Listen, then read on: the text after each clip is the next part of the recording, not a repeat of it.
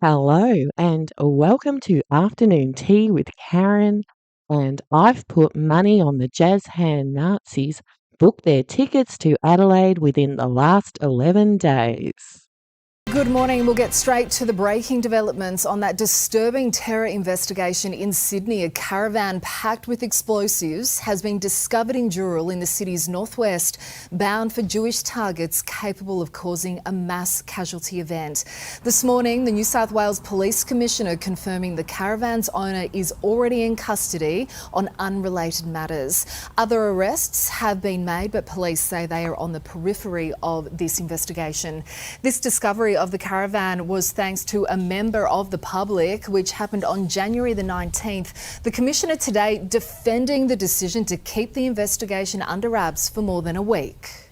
This has been an investigation, a covert investigation, an investigation that requires us to go about our business without compromising investigation. The fact that this information is now in the public domain has compromised our investigation, and it's been detrimental to some of the strategies we may have used.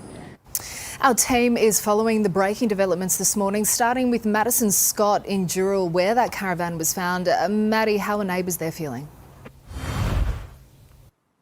Look, Sophie, we've spoken to a number of residents along this street here who say there's a great feeling of unease and fear knowing that that caravan, a vehicle full of explosives, was sitting on this road for so long. Now, there are two people behind bars that have been arrested. Now, this is in relation to the caravan discovery, but the first woman by the name of Tammy Faruga was arrested last month after an anti-Semitic attack in Sydney.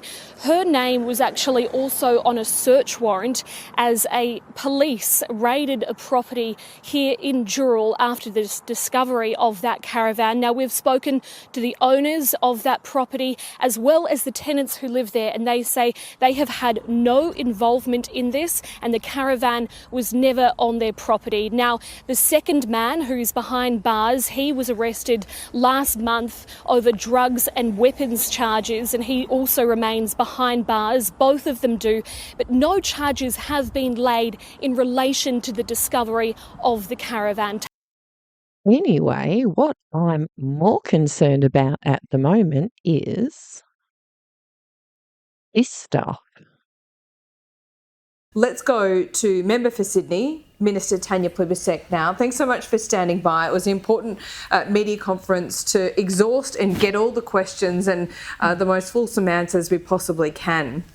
But what do you think about the police and the Premier's response here? And what do you say to the Jewish community this morning when they thought the worst of it perhaps was the burning down of a childcare centre in Maroubra, now a caravan of explosives? And the fact that there wasn't a detonator in this caravan, Tanya, will be very cold comfort this morning.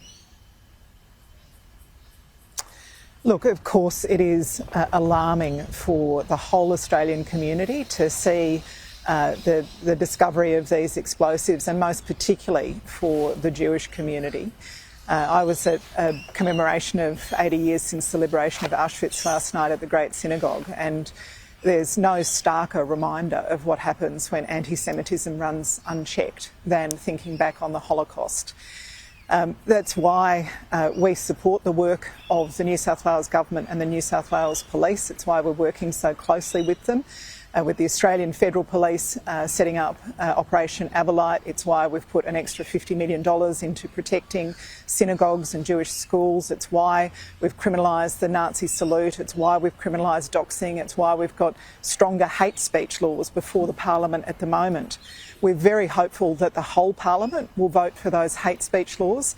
I mean, when Peter Dutton was the previous Home Affairs Minister, he didn't criminalise the Nazi salute, he didn't criminalise doxing. In fact, he voted against the criminalising of doxing just months ago. And he was one of the main voices arguing for weakened protections against hate speech with Section 18C of the Race Discrimination Act. I really do think this is a time for both major parties, the whole of the Australian community, to make it very clear that anti-Semitism is completely unacceptable in Australia, that we will give the police all the support they need and all the resources they need to hunt these people down. The final thing I'd say about this, Laura, in my electorate, the Newtown Synagogue was vandalised, as you know, and I was very grateful to the New South Wales Police, who found two people, made two arrests very quickly, within about a week of that happening.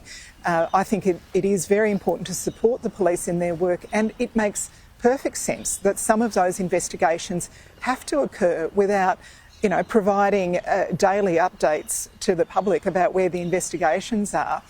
If you're tracking down criminals, your job is to track down those criminals, and some of that has to happen in a way that's confidential so that you can catch them. That makes perfect sense to me.